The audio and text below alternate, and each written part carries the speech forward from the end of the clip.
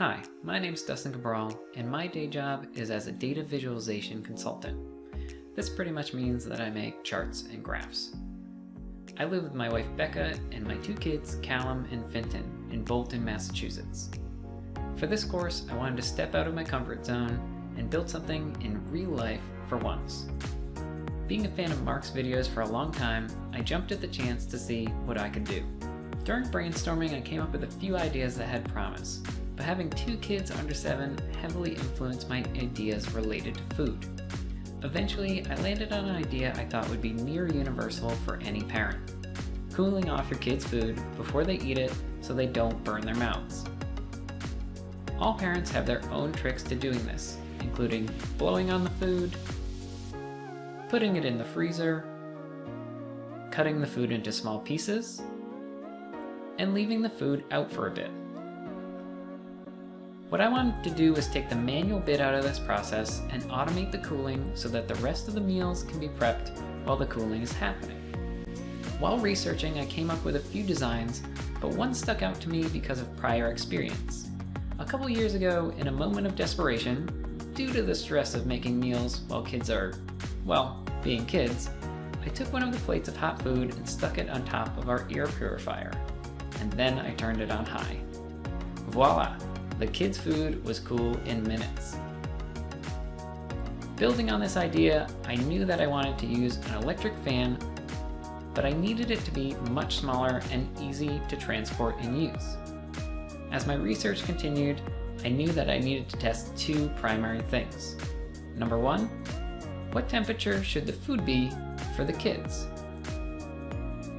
Number two, what position or speed is ideal for cooling the food off?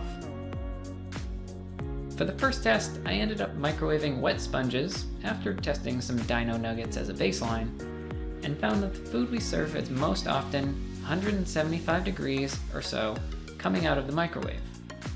Using the patented finger test on the sponges, my wife and I agreed that 125 degrees was the perfect dino nugget temperature. For the second test, I used a USB fan and battery pack to test all the different options and speed against our dummy sponge nuggets. Eventually the winner was above the food with the air directed towards the food itself. This all made sense because I had done additional research on air conduction and air convection currents. There's a bunch to it, but the basics are that the air movement helps cool food and people down more rapidly. This is why wind chill makes you feel colder quicker than on a calm day. The scientific term for this is known as convection. Conduction is the way we lose heat regularly all day long without wind or air movement to accelerate it.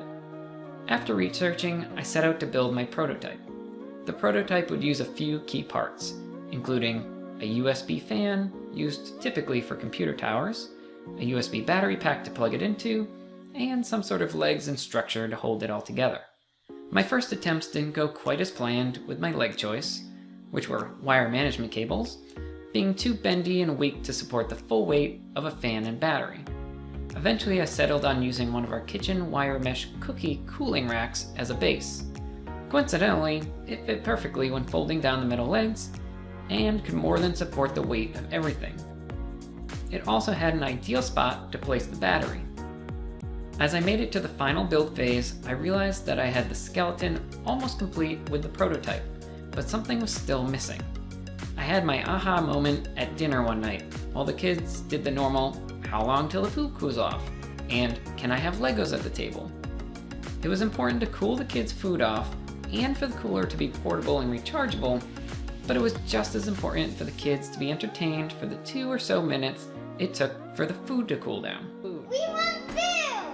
And so the final piece of the kids' food cooler came to fruition, as what I like to call the Cool Toppers. The Cool Toppers are an add-on feature to the kids' food cooler and can be interchanged at any time to add some more entertainment for the little ones while the food cools off.